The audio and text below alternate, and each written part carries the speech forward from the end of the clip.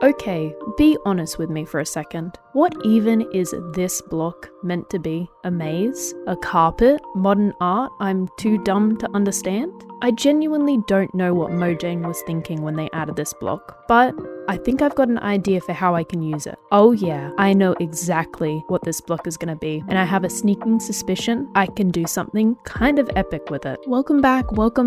Another day, another build. Today's block was purple glazed terracotta, and I'd be lying if I said I ever used it as an inspirational block before. In fact, I'm not even convinced this block knows what it wants to be. I know it's a pattern, maybe a sword, but I think I might actually be too stupid to understand what it's trying to be, and it's definitely judging me because of it. This detail made it both intriguing and rather intimidating to build with as the predominant inspiration for a build. At first, I spent way too long just placing it down, spinning it around, hoping inspiration would magically strike. And somehow, it did. Once the initial confusion wore off, ideas started clicking into place, and I remember I had an entire Pinterest board saved just for moments exactly like this, with so many fantasy things crammed in that it was hard to pick something that would go wrong. A few scrolls later, something began to take root, quite literally, and suddenly the direction of the build felt clear. Of course, this clarity came with a cost. To make this idea work, I had to face one of my greatest building fears, making a tree. I don't know why, but me and trees have a really complicated history. Every time I've tried to build one, it just doesn't go the way that I envisioned it, and I'm left with some lackluster feelings towards it. Still, if this build was going to work, there was no avoiding it. I needed to make multiple, and they needed to look good.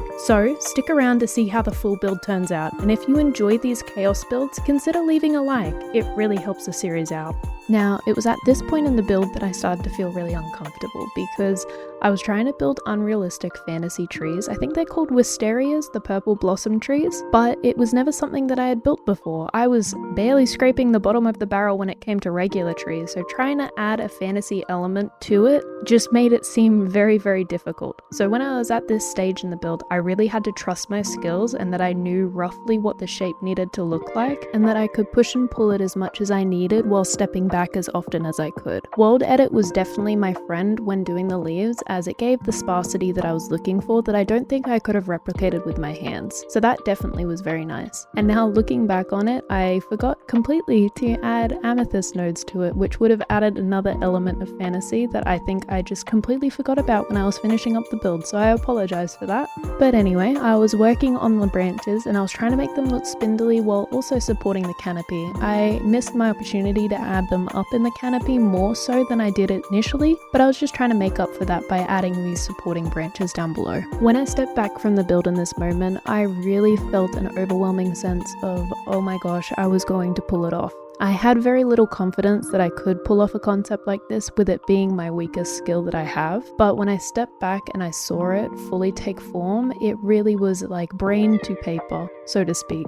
I wonder if that's a feeling that you guys can relate to whenever you build or do anything creatively, if you do that at all. I feel like when you have something visualized in your mind, it's very hard to translate that to hand skills, and when you can do it, it feels like such a satisfying breath of fresh air that it's just so exhilarating. Being a perfectionist, there's not many builds that I actually like myself when I look back on them, because I feel like I could have done such a better job at translating what I had visually wanted into the blocks. But with this build, I think I actually really enjoy it. Even looking back on it, I think it is definitely a testament to how far I have come in these 30 days and how willing I am to try new things that push me out of my comfort zone. I definitely think that is something that I could say has changed from day one to now, and I hope that it keeps getting better with time, and the more videos I upload, the more I can see my growth through my channel.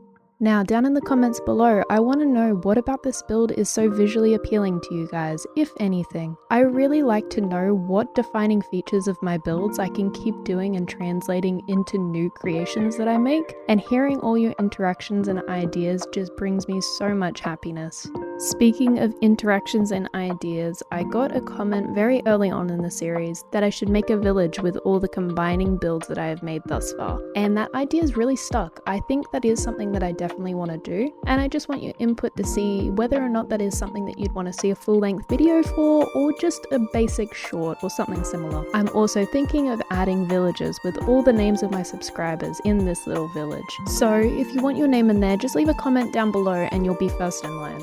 Now we're onto the fly around, and if you've stuck around this far, I'm really grateful. Today's build is definitely one that I am super proud of, and I hope you enjoyed watching it come together. With that all being said, I hope you have a lovely day, and we'll see you again tomorrow. Bye bye.